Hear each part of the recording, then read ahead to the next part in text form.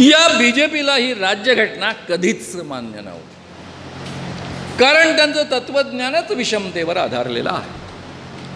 आणि म्हणून जेव्हा त्यांच्या हाती पूर्ण सत्ता आली 2014मध्ये, त्यांनी खरं म्हणजे काय जाहीर केलं होतं?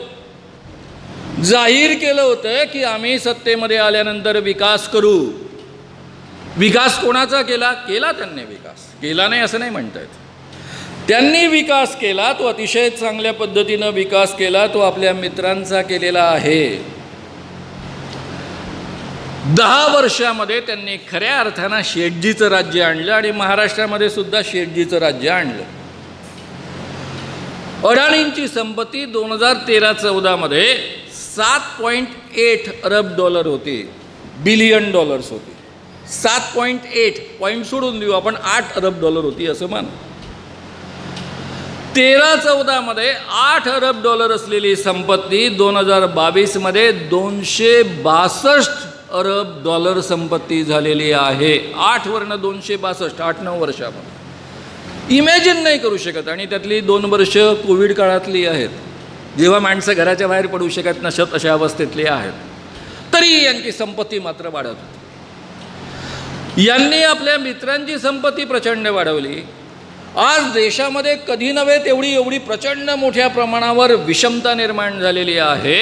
या देशामध्ये 1% लोकांकडे या देशामधली 40% संपत्ती आहे आणि देशामधल्या 50% लोकांकडे केवळ 3% संपत्ती आहे.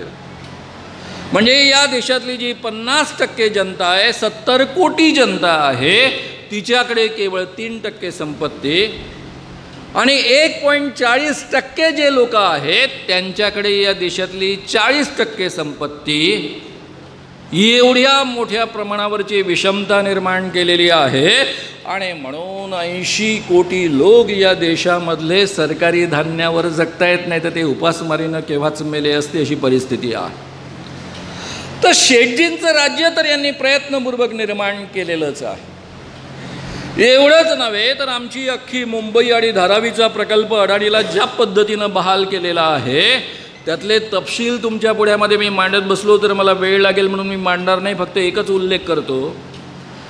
त्यांना त्याच्या मोबदल्यामध्ये जो FSI दिलेला आहे तो ठीक आहे. FSI दिला म्हणजे काय? पूर्ण मुंबईमध्ये कंपल्शन केलेलं आहे की मुंबईमध्ये कोणत्याही बिल्डरने कुठेही जर बिल्डिंग बांधायची असेल तरी त्याला अतिरिक्त FSI पाहिजे असेल, त्याच्याकडे स्वतःचा जरी असेल, इतरांचा जरी असेल, तरी 55% FSI हा अडाणीकडनं कंपल्सरी घेतला पाहिजे.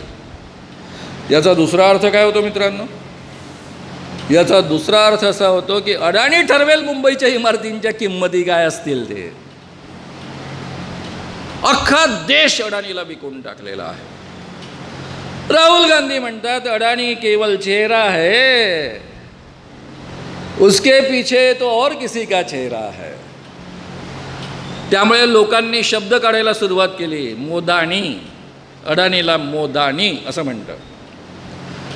त्यामुळे मित्रांनो एका बाजूनं प्रचंड असमानता या देशामध्ये निर्माण झाली. हा केवळ प्रश्न नाही आहे कोणाचा, केंद्राचा. महाराष्ट्रामध्ये काय घडलं तिकडे पण मी तुमचं लक्ष वेधून घेणार आहे. प्रत्यक्षामध्ये मोदींनी सारा देशच विकायला काढला. आता आपला एखाद्या जमीनदाराचा पोरगा असतो, त्याला आपण देवटा पोरगा म्हणतो. स्वतः तो आपल्या बापाची संपत्ती तर वाढवूच शकत नाही.